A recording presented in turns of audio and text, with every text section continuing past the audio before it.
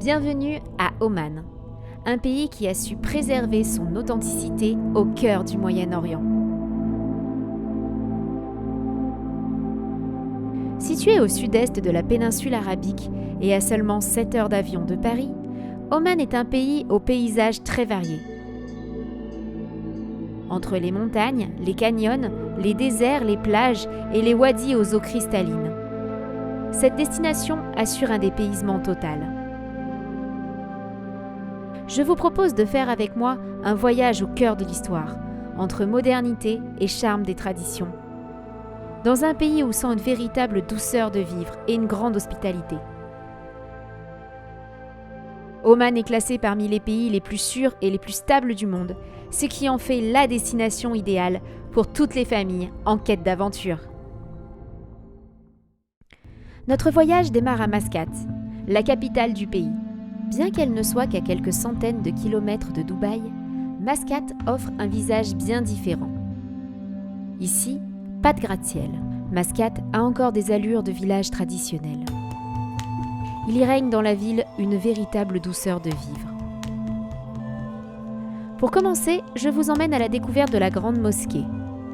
Pour visiter ce lieu, les visiteurs doivent respecter des règles de conduite appropriées, telles que le port du voile pour les femmes, des vêtements longs et le retrait des chaussures avant d'entrer dans les salles de prière.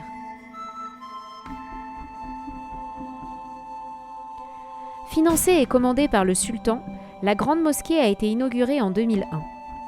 C'est l'un des plus grands lieux de culte islamique du monde.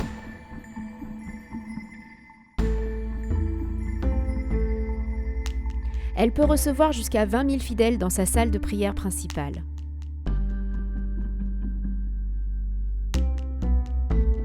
Elle est particulièrement connue pour avoir l'un des plus grands tapis faits main d'une seule pièce.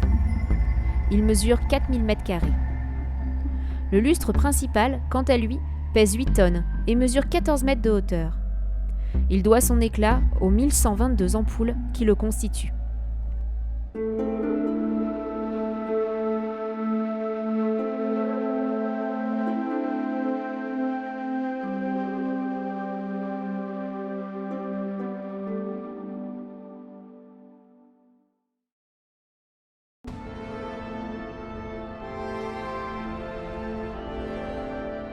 Nous continuons avec la visite de l'Opéra Royal de Mascate, un incontournable de la capitale.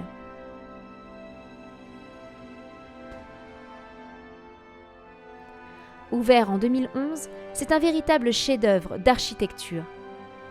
Sa salle principale éblouit les visiteurs avec ses décors de marbre et de bois et d'ornementation dorée.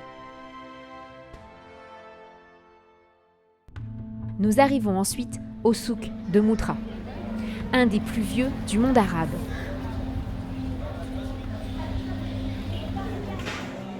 Le lieu est couvert, dallé et propre. On trouve beaucoup de commerces qui vendent des produits locaux, mais aussi beaucoup de produits pour les touristes, comme des maniers, de l'encens, des couteaux, des tenues, des bijoux, des tissus, des épices.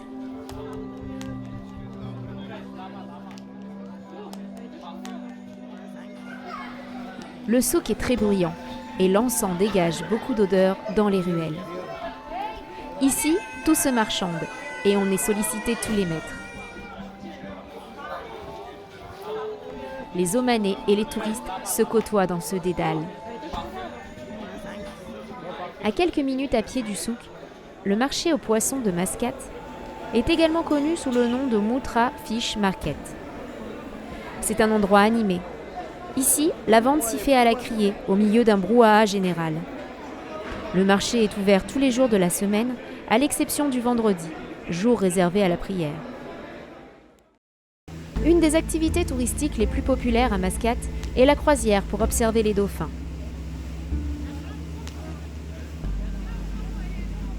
Ces créatures majestueuses sont souvent aperçues en grand nombre le long des côtes de la ville.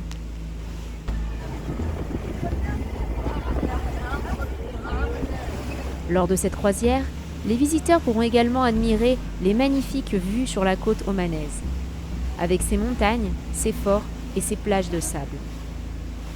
Une excursion inoubliable qui permet de découvrir la beauté naturelle de la mer d'Arabie et de ses créatures marines.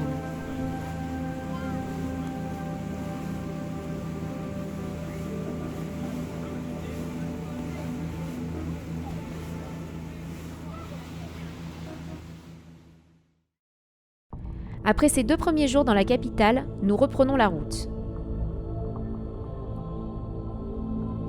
Nous partons en direction le fort de Nakral.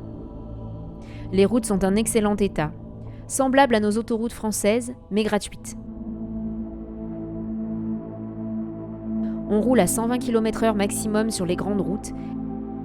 Le nombre de radars tous les kilomètres pousse tout le monde à bien respecter le code de la route. On conduit sur le côté droit, comme en France. Les panneaux de signalisation sont explicites et tous traduits en anglais.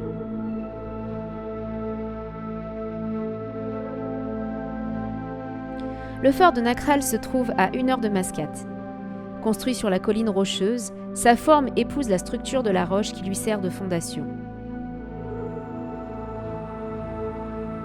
Nous reprenons la route qui mène au cœur des montagnes d'Al-Hajar. 2000 mètres de roches à gravir, avec de nombreux virages étroits et difficiles à négocier. La route n'est pas goudronnée, et elle est impraticable sans un 4x4. Un véritable défi pour les conducteurs. Cependant, elle offre des vues spectaculaires sur la vallée du Wadi Bani Auf et sur ses montagnes environnantes. Le panorama est à couper le souffle. Sur le chemin, nous croisons un improbable terrain de football perdu au milieu des montagnes.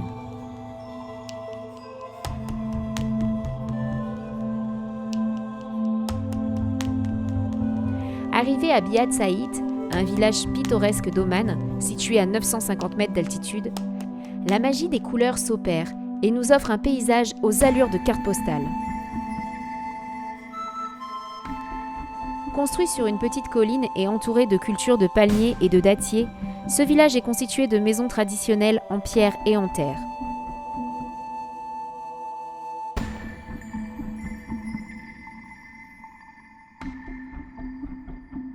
Les rues sont étroites, le visiteur s'y promène à pied. C'est un endroit paisible, unique et inoubliable. Malheureusement, difficile d'accès, les locaux désertent le village depuis plusieurs années. Et Biat Saïd a perdu la moitié de sa population en moins de 10 ans.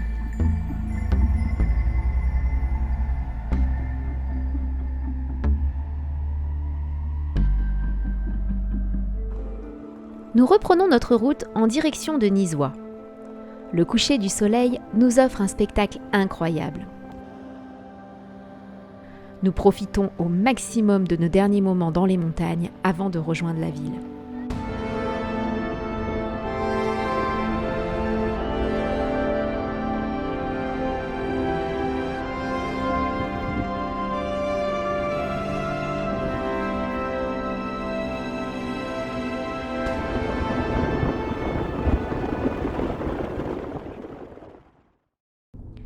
Nizwa, l'ancienne capitale du sultanat, ne manque pas d'atouts.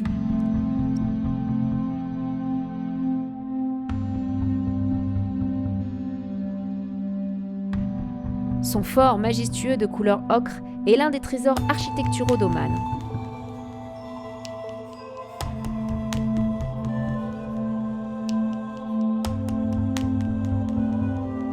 Il a été conçu pour protéger la ville des envahisseurs étrangers au XVIIe siècle. Une véritable combinaison entre un château et un fort.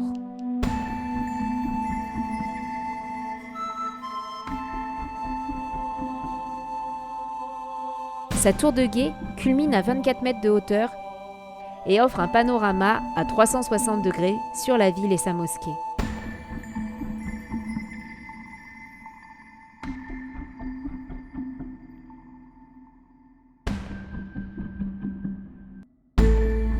Nizwa est aussi connu pour son souk à ciel ouvert, plein d'échoppes de souvenirs, de poteries et de bijoux.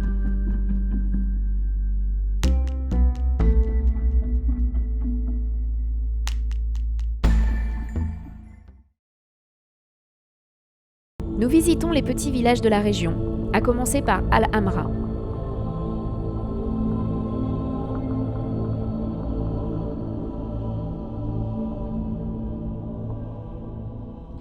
Alhambra est un trésor caché d'Oman. Ce village historique est un exemple d'architecture traditionnelle omanaise. Construit autour d'une oasis, ce village est célèbre pour ses maisons de boue et de paille. Les toits plats en pierre sont soutenus par des poutres étroits qui sont ensuite recouvertes de chaume. Les visiteurs peuvent explorer les rues étroites et sinueuses du village et entrer dans chaque maison pour en apprendre davantage sur la vie quotidienne des habitants.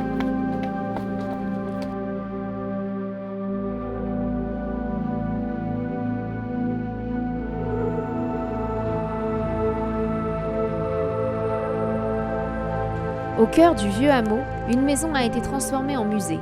On peut y photographier des femmes vêtues de leurs vêtements traditionnels qui reproduisent les gestes et les métiers d'autrefois, comme la fabrication de la farine, des poudres médicinales ou des crêpes fines, spécialité locale.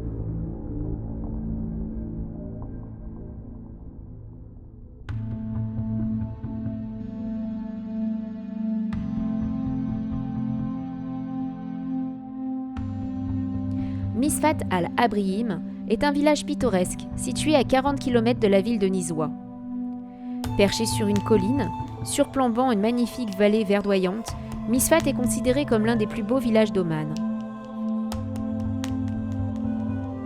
Il se trouve au sein d'une immense palmeraie, entourée de végétation abondante, avec des palmiers, des manguiers, des bananiers, arrosés grâce au système d'irrigation traditionnel du sultanat d'Oman. Ce système, vieux de 2500 ans, répartit l'eau entre tous les habitants. Une technique encore employée de nos jours pour alimenter en eau de nombreuses oasis aux quatre coins d'Oman.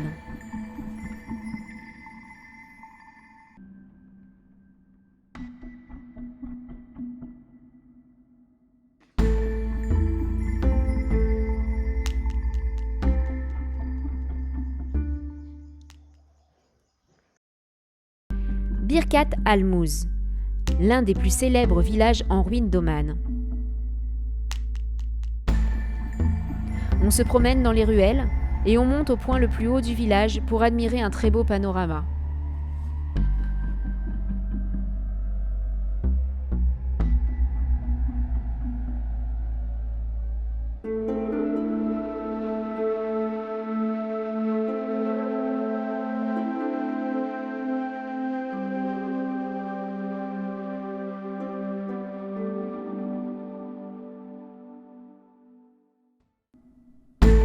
Après notre visite des villages, cap sur un tout autre décor emblématique d'Oman, les dunes du désert de Wahiba.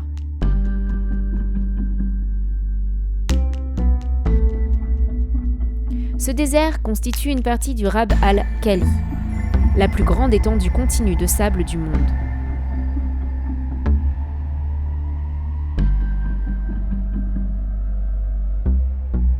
Les dunes peuvent atteindre jusqu'à 200 mètres de hauteur, créant des paysages spectaculaires qui changent en permanence avec la variation des vents et la lumière du jour.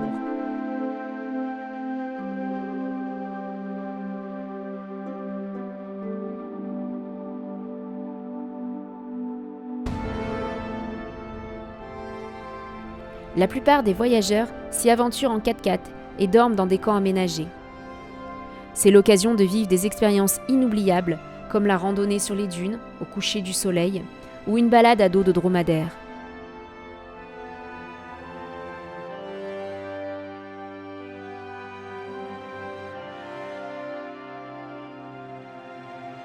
La magie opère dans le désert et laisse des souvenirs inoubliables.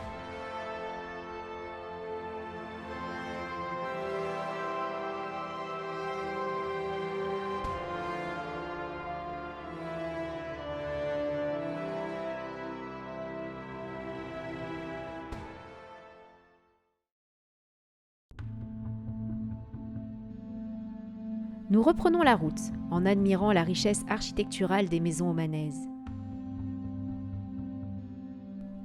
Les maisons sont entourées de murs assez hauts pour assurer l'intimité et la sécurité des habitants. Elles sont espacées les unes des autres. Leurs façades décorées et leurs portails, tous uniques, reflètent l'importance accordée à l'artisanat et à l'esthétique de la culture omanaise.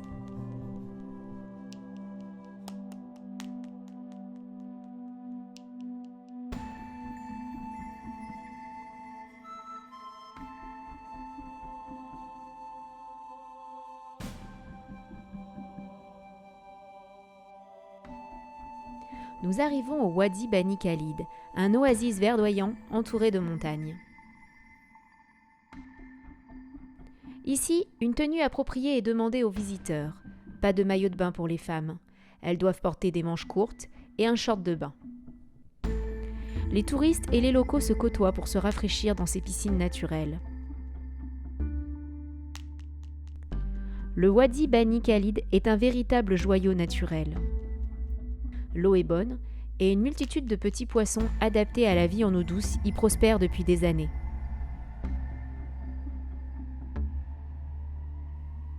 L'une des attractions principales est la grotte, accessible à pied. Mughal Cave.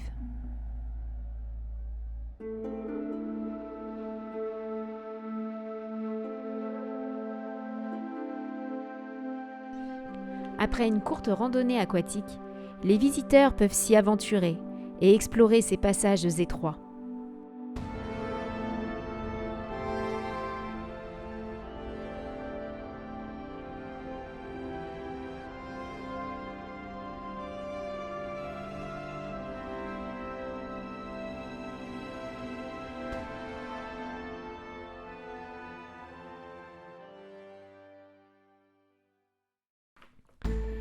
La route qui mène à notre prochaine destination longe la mer.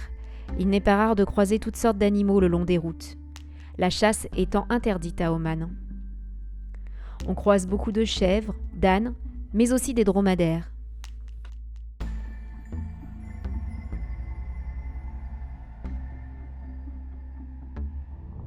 Nous arrivons au Wadi Shad, un wadi spectaculaire, célèbre pour ses piscines d'eau claire, ses cascades et ses paysages de montagne.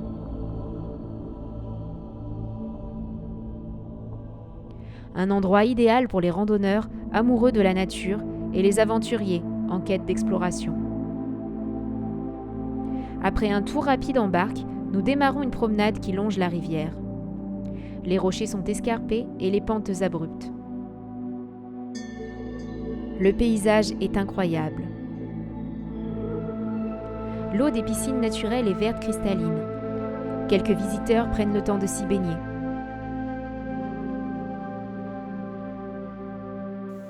Nous continuons notre balade et découvrons les merveilles naturelles de la vallée, comme cette cascade qui pousse le visiteur à se détendre dans un cadre paisible, bercé par la nature environnante.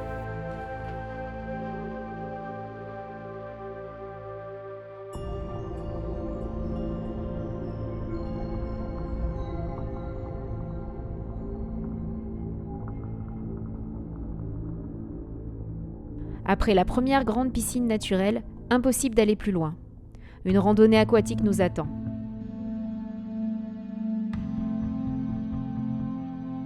L'eau est à 24 degrés, les parois sont glissantes et nous n'avons pas toujours pied. Il est recommandé de porter des chaussures de randonnée pour éviter les glissades sur les roches mouillées.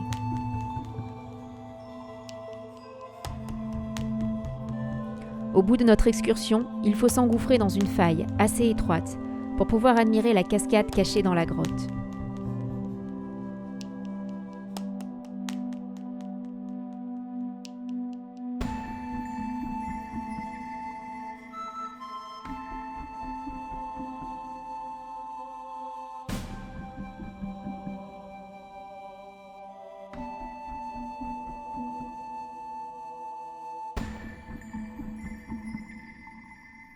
Le Wadi Bani Shad est une expérience à ne pas manquer.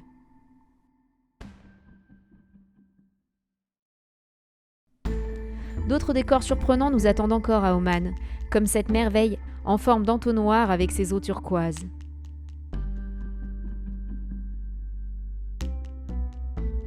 Sans parler de la beauté des plages omanaises.